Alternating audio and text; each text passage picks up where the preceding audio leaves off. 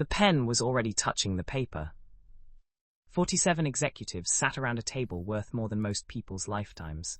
Cameras flashed, lawyers leaned forward, and in the center of it all, billionaire Richard Hale prepared to sign a deal that would reshape his empire. Then a waiter exploded through the door.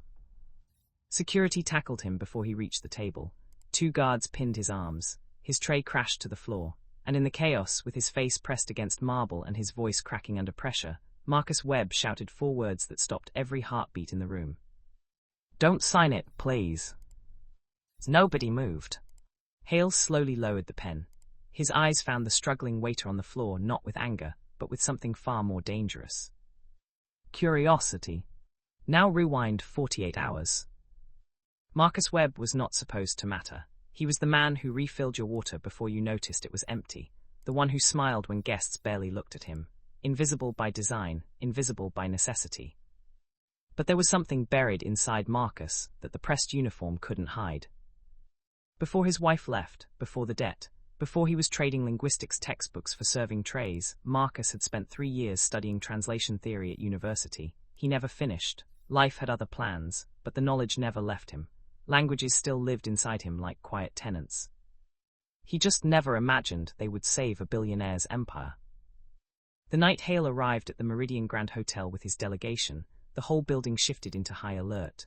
14-person entourage, 3 interpreters, and 1 man that everyone deferred to, a polished, silver-tongued translator named Doran Vass.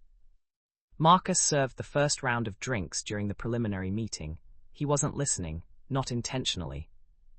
But then Hale's foreign partner said something in Mandarin, something careful, conditional, and Vass translated it smoothly as a firm commitment. Marcus's hand froze on the bottle. "That's not what was said." He told himself he'd misheard, moved on, cleared the glasses, but it happened again, and again. By the 3rd session, Marcus wasn't serving anymore. He was listening, every misplaced word, every softened objection turned into an agreement, every hesitation by the foreign party erased entirely in translation. He pulled a senior staff member aside that evening, kept his voice low. "Something's wrong with the translation. The interpreter is changing meanings, whole sentences." The man stared at him. "You're a waiter, Marcus, not a linguist." "I am a linguist." "Then go pour someone a drink." That was the moment something hardened inside Marcus. Nobody was going to listen, not to him, so he stopped asking for permission and started building proof. Every break he wrote, every overheard phrase he cross-referenced.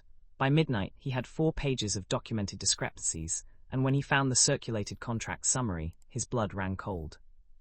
The translations weren't sloppy, they were surgical. Vass was quietly redirecting the entire deal toward a clause that would hand partial operational control to a third-party group, buried 3 levels deep in the agreement's structure. Hale wouldn't just lose leverage. He would lose the company's autonomy without ever realizing he'd signed it away. This wasn't poor translation. This was theft through language. Then Vass noticed Marcus watching. Within 6 hours, his section was reassigned. A security guard started appearing wherever he walked, and a missing decanter was blamed on him with 0 evidence. Someone was cleaning up. The signing was moved forward by 12 hours. Marcus had no access, no ally, no authority. He had a folded piece of paper in his breast pocket and a photo of his daughter on his phone screen, her school fees 3 months overdue.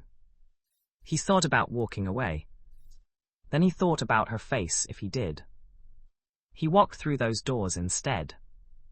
Now back in the ballroom, with security still gripping his arms, Marcus looked directly at Hale and said, "Give me 60 seconds. 1 phrase, then throw me out if I'm wrong." Hale nodded once. Marcus repeated the original Mandarin phrase from day 1, then showed exactly how Vass had translated it, word by devastating word. The room didn't gasp. It went completely quiet. Hale turned to Vass. "Is this accurate?" For the first time, that polished composure cracked, just slightly, just enough. Hale raised his hand. "Detain him." He wasn't pointing at Marcus. What came next unraveled fast. Vass wasn't a rogue translator.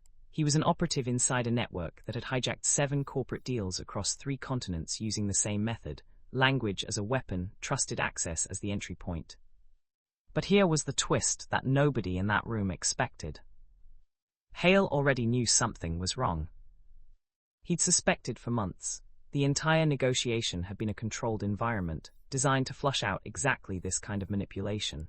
He just needed someone sharp enough and honest enough to see it clearly and act. Marcus was never a random waiter.